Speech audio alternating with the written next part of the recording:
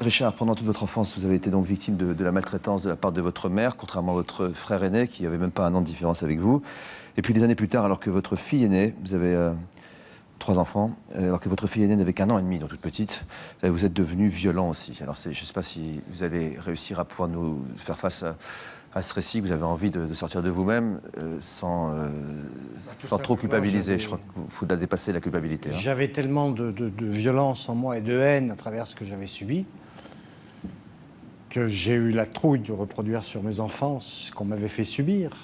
Le premier geste violent, c'était la suite d'une succession de pulsions ou c'est arrivé d'un coup d'un seul, comme ça vous a surpris?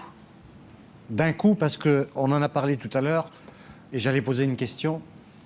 On parle, c'est vous, Jean-Luc, tout à l'heure, qui avez dit ce sentiment d'amour à la naissance de l'enfant. On peut aimer un enfant à sa naissance et le détester 6 mois après. On ne sait pas les circonstances de la vie. Moi, je sais que mes filles, je les ai aimées. C'est moi qui les ai mis au monde. C'est moi qui les ai sorties. Je me souviens, Vanessa, l'aînée, j'étais nu dans la pièce. Je l'ai pris contre moi. Voilà, je les ai aimées. Je voulais une famille. Et puis, elle avait 3 ans. Elle n'avait pas 1 an et demi, elle avait 3 ans. Peggy, la plus jeune, avait 6 mois.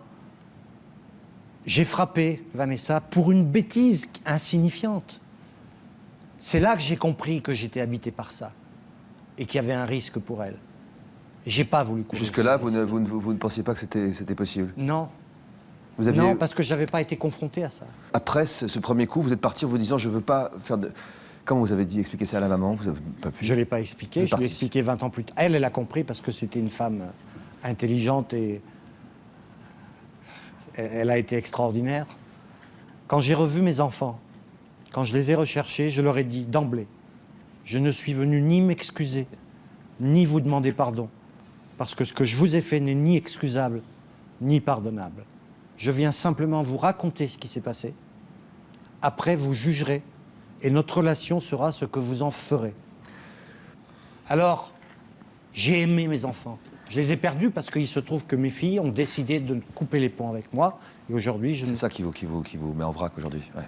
Votre frère disait que vous l'aviez pas digéré, le fait que c'est lui qui est pris et pas vous. Qu'est-ce que vous compreniez de tout ça pendant l'enfance? Une réaction animale qui a fait de ma conduite le faillot. Protection. Protection. Une réaction animale d'autoprotection. D'autoprotection.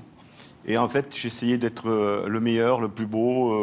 Je faisais le ménage, je faisais la cuisine, je m'occupais de mes sœurs, j'ai torché et tout ça parce que ma mère, elle partait. Vous avez la trouille, quoi. Et bien sûr. Quand les coups commençaient à partir, moi, j'étais dans la même chambre.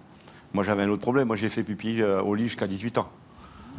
Voilà. Et je lavais mes couches, ma serviette, parce qu'il n'y avait pas de couche. Ma culotte en plastique, mes draps, en même temps que je lavais en même temps que je prenais ma douche. Vous avez gardé une culotte en plastique jusqu'à 18 ans? Oui. Il a fallu que je m'engage. Quand j'ai fait mes 3 jours pour m'engager, comme quoi c'est psychologique. À partir de là, j'ai plus jamais fait pipi au lit. Mais là, pour moi, c'était la liberté. Je peux dire quelque chose? Mais alors vraiment, ne posez pas la question. J'ai une image qui me reste, et je l'aurai jusqu'à ma mort. Mon frère. Je regrette qu'on n'ait pas vécu tout ce qu'on aurait dû vivre ensemble. Mais j'ai une image, on était dans une grande chambre. Entre les 2 lits, il y avait un bureau, tu te souviens? Haut. Et quand on était couché, on se voyait sous le bureau. Un jour, mon père est rentré en rentrant de sa tournée. Il est venu me fracasser. Et dans un éclair, j'ai vu mon frère recroquevillé dans un coin de son lit en train de hurler. Mon frère m'a dit, moi j'y avais jamais pensé. Mon frère m'a dit il n'y a pas longtemps, ce serait aujourd'hui, ils seraient en tôle tous les 2. Vous avez dit à l'équipe de Ça discute que vous vouliez dire quelque chose à votre frère devant tout le monde et devant les caméras pour leur donner une consonance particulière. Pardon, excusez-moi Patrice. D'abord, je vais dire une chose, c'est que moi, si j'ai entendu des gens qui pouvaient pardonner, moi je ne peux pas pardonner. Je ne peux pas pardonner, je ne veux pas rentrer dans la... On a une société qui est faite de normalité, on fait des sondages, il faut faire rentrer tout le monde là. Il y a le côté, voilà, il y a le côté catholique, la religion, ceci, là. Pardonnez, vous vous grandissez. Moi, je ne peux pas pardonner.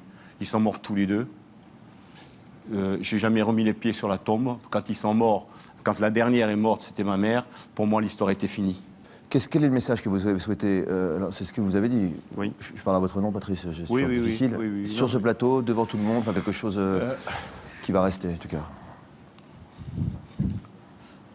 Avec le recul d'adulte, c'est vrai que je regrette. Moi, j'étais l'aîné. Je regrette quelque part de ne pas avoir pu le protéger. De ne pas avoir été le frère, le grand frère, qui puisse s'interposer. Mais avec 11 mois de différence, qu'est-ce que vous voulez faire? C'est vrai qu'au jour d'aujourd'hui, je ressens ça. Je le ressens. La culpabilité? Le Oui. sentiment de culpabilité? Ah oui. Ça fait des années que je dis à Patrice, mon frère, tu n'es pas coupable. On t'a utilisé contre moi. Je t'aime. C'est la première fois que je te le dis, Patrice? Ça fait des dizaines de fois que je te le dis. Tu n'es pas coupable.